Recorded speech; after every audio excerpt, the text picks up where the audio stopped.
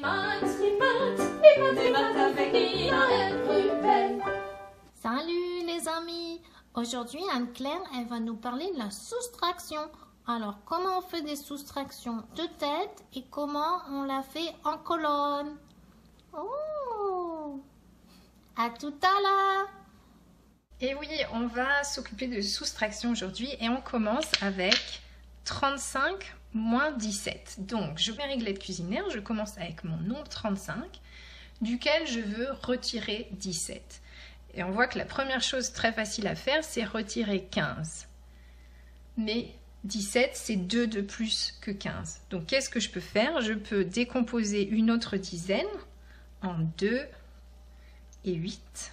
Voilà, donc j'échange mon 10 contre 2 et 8. Et ainsi, je suis capable de retirer un 2.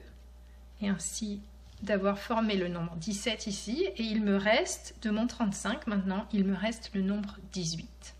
Une autre façon de voir les choses, c'est de voir que 35 moins 17, c'est aussi la différence entre le nombre 17 et le nombre 35. Et donc la question que je me pose, c'est qu'est-ce que je dois ajouter au petit nombre, donc ici 17, pour arriver à la même chose que 35. Donc la première chose que je fais, c'est d'ajouter 3 pour arriver à 20. Ensuite, une autre dizaine pour avoir le même nombre de dizaines que 35. Et enfin, ajouter 5. Qu'est-ce qu'on a ajouté au total? Tout ça, ça nous fait 10 et 5 et 3.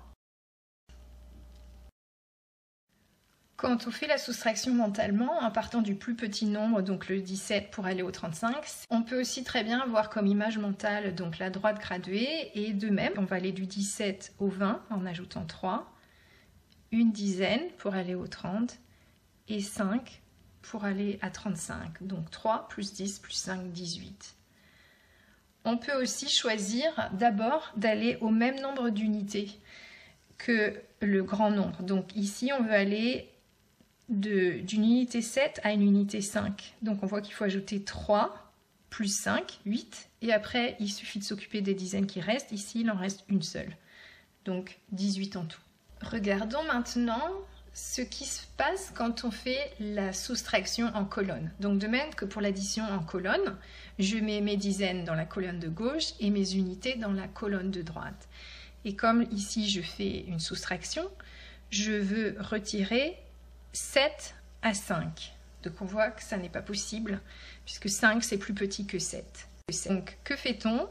On fait passer le 10 de la colonne des dizaines à la colonne des unités.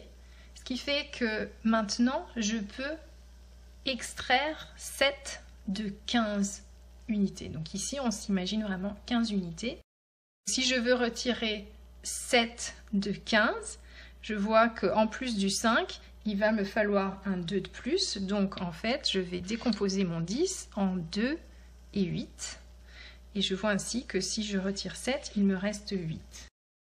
Donc ici, un 8. Maintenant, il me reste à retirer une dizaine de 2 dizaines ici, et donc on voit qu'il en reste une. On va maintenant regarder comment on note ce passage d'une dizaine du 35, de la colonne des dizaines vers la colonne des unités. Donc d'abord dans la colonne des unités, puisqu'on est passé de 5 à 15, on va simplement écrire un petit 1 à gauche du 5 pour former 15. Dans la colonne des dizaines, on pourrait, comme c'est le cas dans certains pays, barrer le 3 des dizaines ici et écrire un 2 pour vraiment décrire que maintenant, on n'a plus que 2 dizaines. Mais en France, en général, on garde le 3 des dizaines. Et donc, dans ce cas-là, on voit que on a augmenté notre 35 d'une dizaine. Donc, on a maintenant 45. Donc, pour avoir le même résultat de la soustraction, il nous faut ajouter une dizaine à ce qu'on enlève. Donc on l'écrit sous la forme d'un petit 1 dans la colonne des dizaines pour donc le nombre qu'on retire au premier pour que le résultat de la soustraction soit juste. Oh dis donc Ruben, t'as vu cette histoire de retenue?